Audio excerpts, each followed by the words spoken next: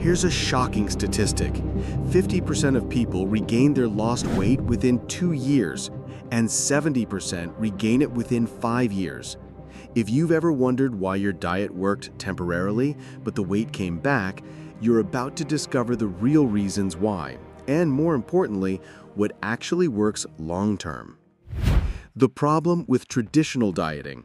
Most people think weight loss is simple. Just avoid junk food and the cravings will disappear. This couldn't be further from the truth. When people regain weight, it's usually consisting of the exact foods they were avoiding. This creates a vicious cycle of restriction and rebellion. We're surrounded by conflicting advice online. Within 10 minutes, you can find 2 pieces of advice that completely contradict each other. From influencers pushing magic supplements to dangerous health hacks, the information is overwhelming. Take the carnivore diet. Eliminating all plant foods throws the baby out with the bathwater. Or the alkaline diet, eating alkaline foods that somehow survive your acidic stomach. These approaches sound compelling because they offer simple explanations, but they're either partially true at best or complete nonsense. The real issue? We've been conditioned to believe in magic foods that burn belly fat and other foods we should completely avoid. But here's what actually matters. To lose weight, you must create a caloric deficit over time. Everything else is just noise.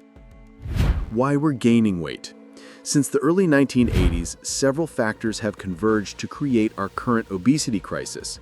First, we've shifted towards sedentary living. Labor-saving devices and digital convenience mean we barely have to move. You can order food without leaving your couch. Second, our food environment has evolved faster than our biology. We've evolved to handle occasional treats, but not the constant bombardment of hyper-processed foods designed to override our natural hunger signals. Finally, we're using food as medicine to cope with work stress, anxiety, and interpersonal problems.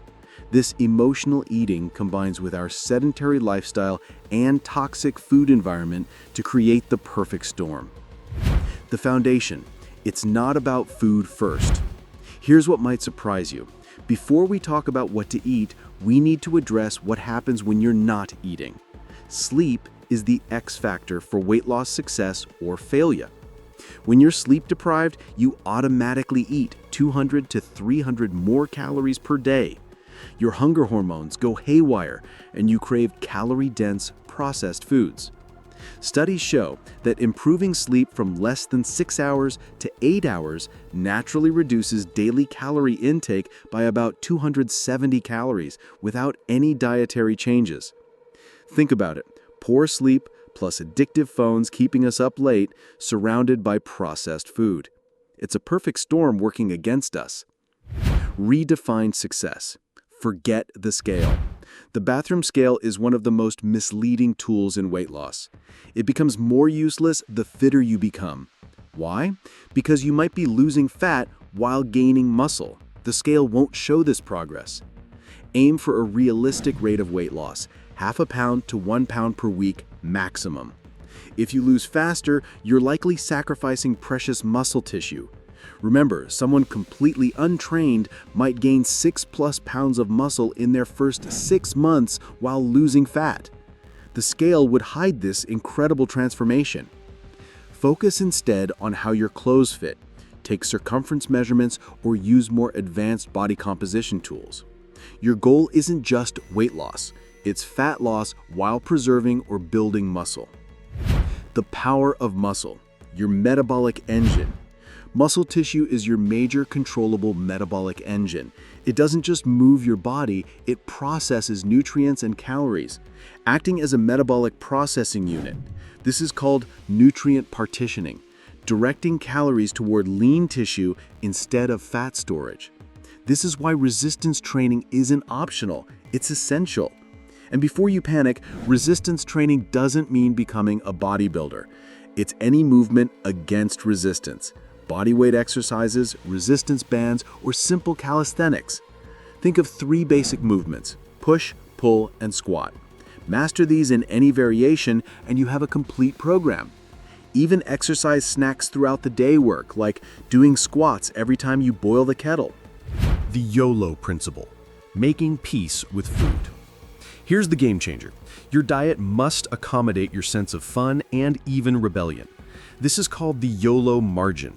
You only live once, and it's about 10 to 20% of your total calories. In a 2,000 calorie diet, that's 200 to 400 calories from whatever you want. Ice cream, chocolate, wine, whatever brings you joy. This isn't cheating, it's strategic. The key is changing your mindset. It's just food. Take the power away from the food and put it back in your hands. When you know you can have something every day if you want, it loses its forbidden appeal and prevents binge behavior. You can't be good 100% of the time. That's boring and unsustainable. The 80-20 approach works because it's realistic and enjoyable. Protein, the unsung hero. Now let's talk about the most important macronutrient for fat loss. Protein. Protein serves multiple crucial functions. First, it preserves your lean muscle mass during weight loss. Without adequate protein, you'll lose muscle along with fat, slowing your metabolism and making regain more likely. Second, protein has the most potent effect on hunger control. It keeps you satisfied longer and reduces overall calorie intake naturally. Third, protein smooths out your metabolic response to meals, preventing blood sugar crashes that trigger cravings and overeating. Aim for 0.7 to 1 gram per pound of body weight daily. This might seem high, but it's essential for fat loss and muscle preservation.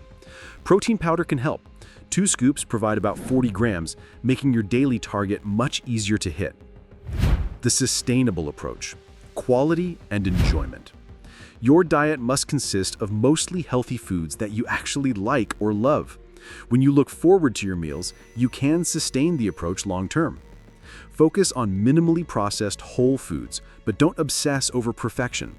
Individualize your macronutrients. Some people thrive on lower carbs, others on higher carbs. Both can work if the food quality is good and it matches your preferences. Create a meal routine that isn't exhausting from preparation, accessibility, or cost perspectives. Sustainability trumps perfection every time. Smart tactics for easy wins. Here are some simple strategies that create effortless calorie deficits. Eat slowly. Reducing your eating rate by just 20% can create a 15% calorie deficit without feeling restricted. Try timed restricted eating. Giving yourself a 10-hour eating window with a 14-hour overnight fast can naturally reduce calories by 200 to 300 per day. Earlier eating windows, like 9 a.m. to 7 p.m., tend to work better than later ones. These aren't rules, they're tools. Use what works for your lifestyle. The reality of modern solutions. What about GLP-1 drugs like Ozempic? They're genuinely effective for certain populations, especially those with severe obesity or diabetes. They can be literal lifesavers. However, they're not magic bullets. If you're on them, nutrition becomes even more critical because you're eating less. Every calorie must count. You still need adequate protein, fiber, and nutrients. Think of them as life jackets rather than permanent solutions. Helpful for getting to safety, but not a substitute for learning to swim. Your action plan. Ready to start? Here's your roadmap. 1. Get your sleep right first. Aim for 7 to 8 hours consistently. 2. Have realistic expectations. Half to 1 pound a week, 6 to 12 month timeline. 3. Find enjoyable movement, especially resistance training you can stick with. 4. Eat mostly whole foods you love, with adequate protein as your anchor. 5. Allow your YOLO margin, 10 to 20% fun foods guilt-free. 6. Ignore the scale fluctuations. Trust the process and focus on habits.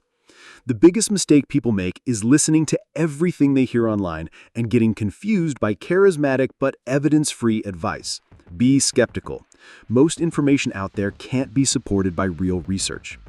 Remember, sustainable weight loss isn't about finding the perfect diet.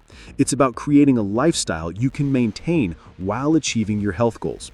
Focus on building habits that support both your physical and psychological well-being. Your body is incredibly adaptable, but it responds better to consistency than perfection. Start with 1 or 2 changes, master them, then build from there. The goal isn't just to lose weight. It's to create a healthier, stronger, more energetic version of yourself that you can sustain for life. The science is clear. Sustainable weight loss is absolutely possible when you focus on the right factors in the right order. Now you know what those factors are. It's time to put them into action.